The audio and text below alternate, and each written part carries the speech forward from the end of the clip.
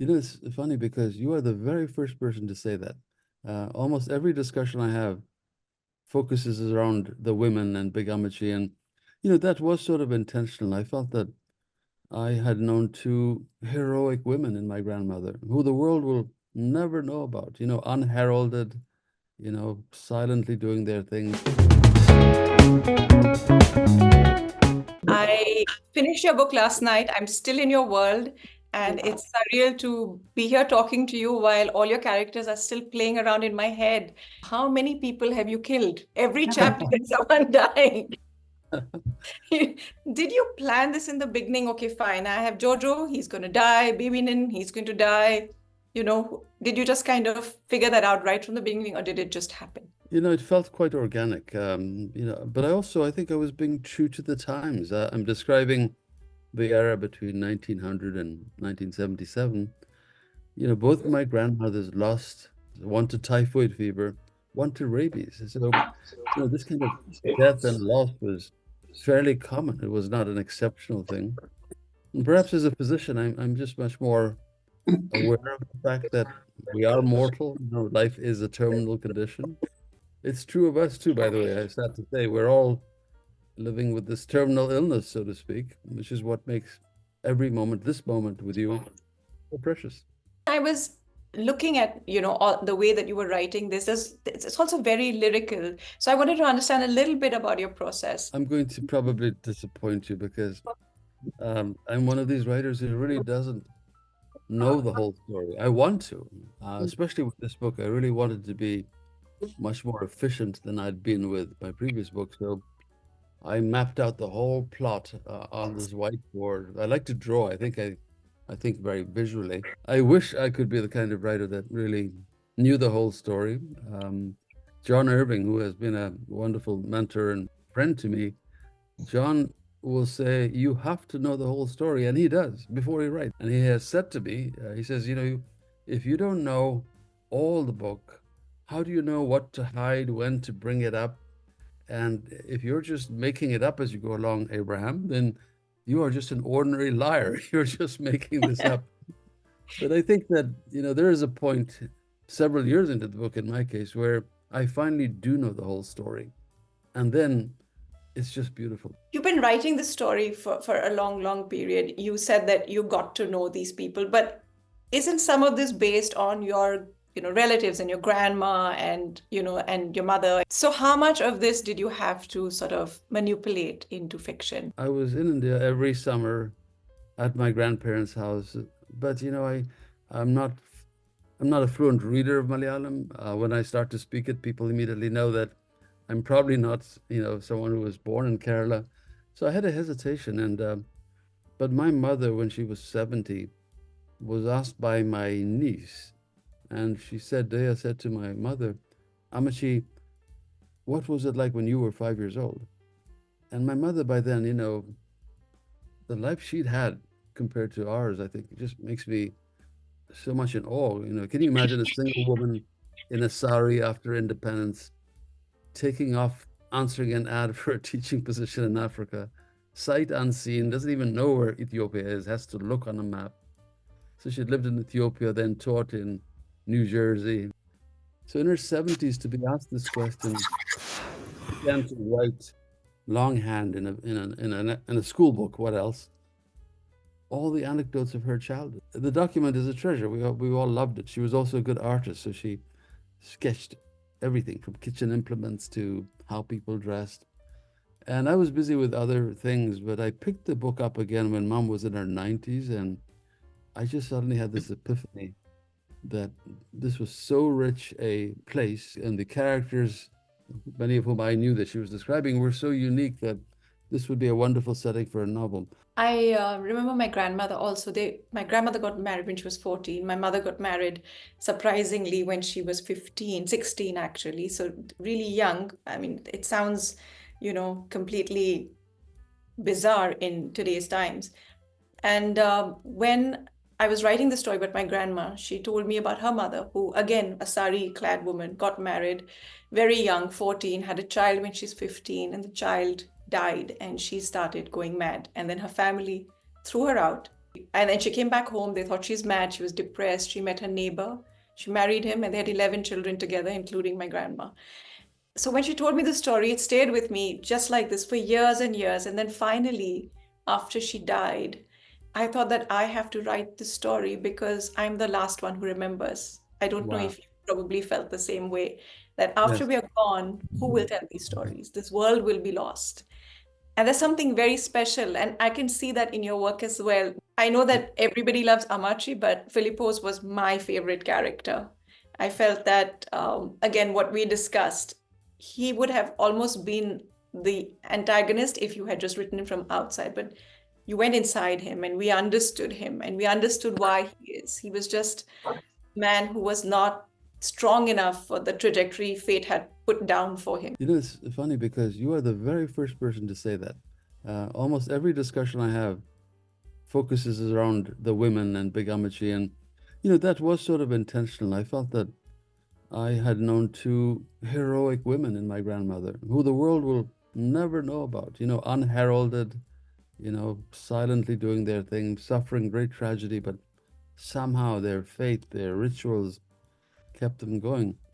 And between us and your hundreds of listeners, between us, Philippos was closest to who I felt I was. You know, I think we all are inherently good people. We're trying to be good people, but sometimes we make terrible mistakes and we spend the rest of our lives seeking redemption. And so that was the philosophy behind Philippos. He was a man who was really trying to do his best. His best just was not good enough. He was, he had so many issues anyway with the condition. Does this condition really exist? Do people just drown?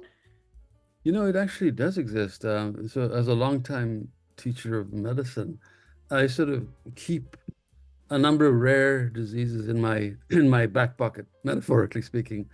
And whenever there's a dull moment on the wards with my residents and students, I'll trot out one of these as a riddle, you know, or as a esoteric question.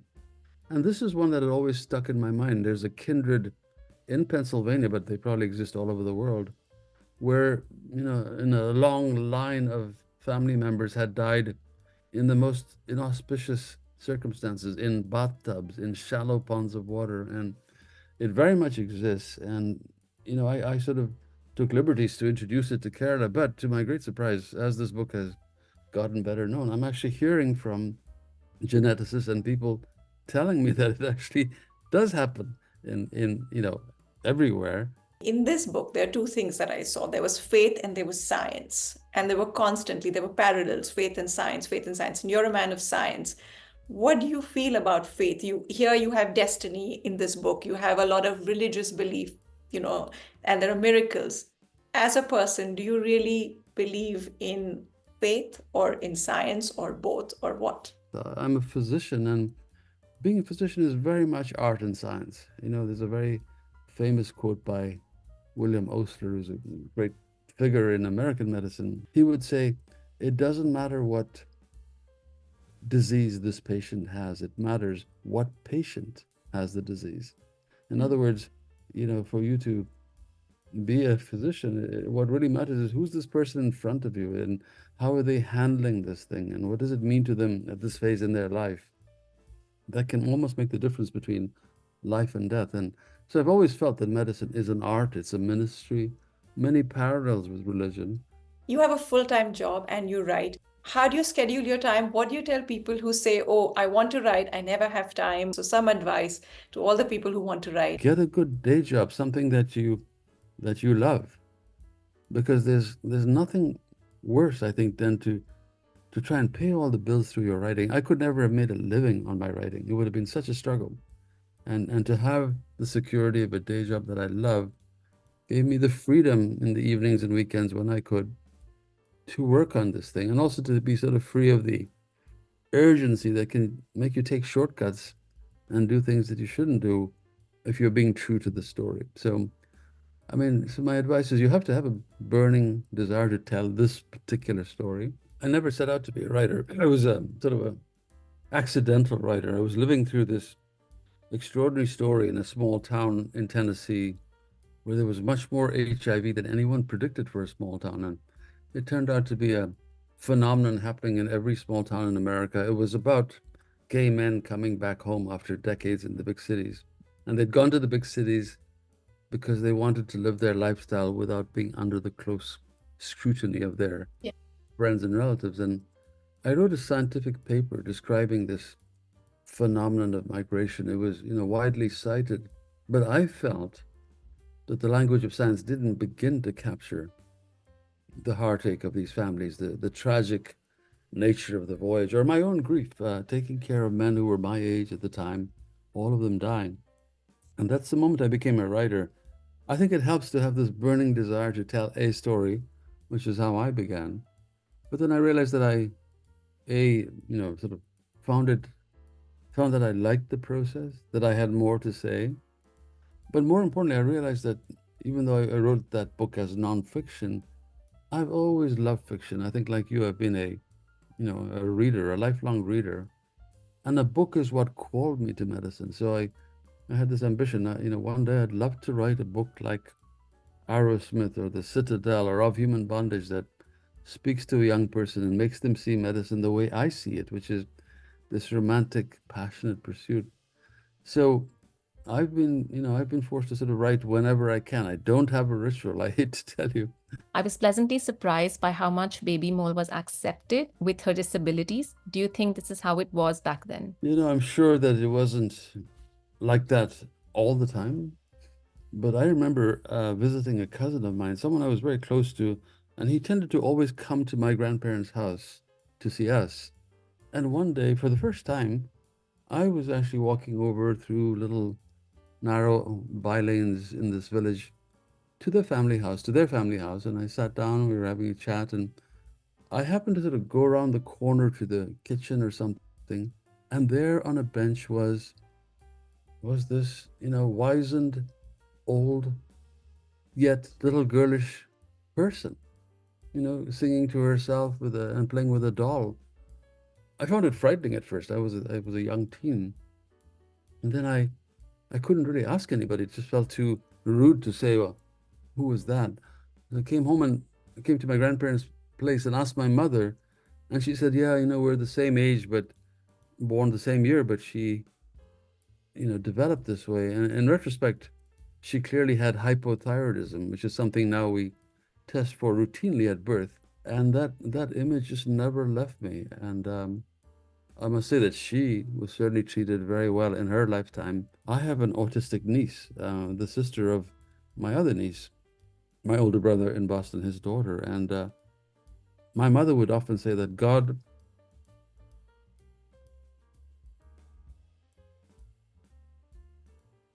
chose my brother. Sorry. God chose my brother and his wife for this child because the love they have for her is amazing.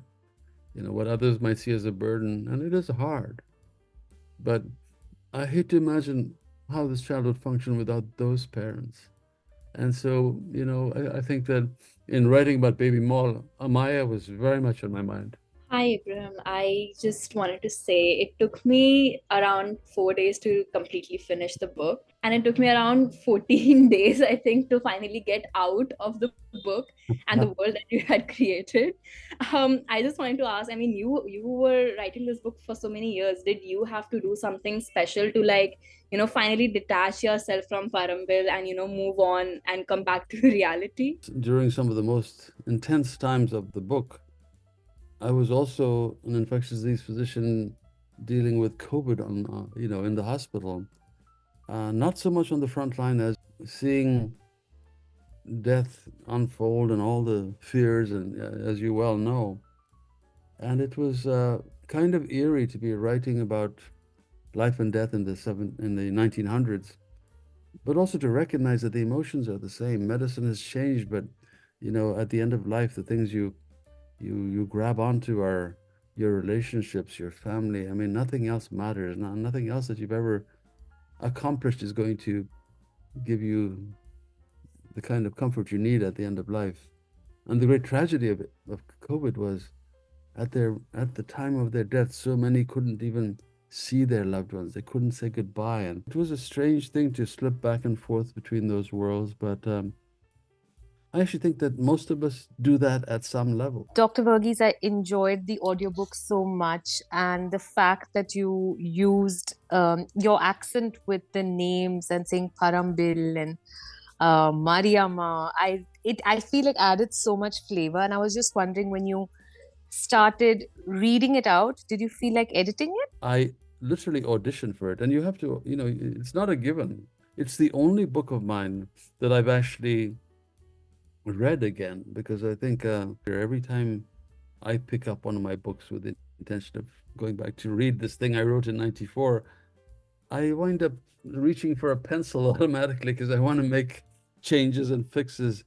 I'm not able to experience it as a reader, but this book, because I was reading it, I fully experienced it, and it was emotional. I mean, every time I revised the book, every time I got to a poignant death scene, I would be in tears. And when we were recording, the technician and the producer and I were all reaching for the Kleenex.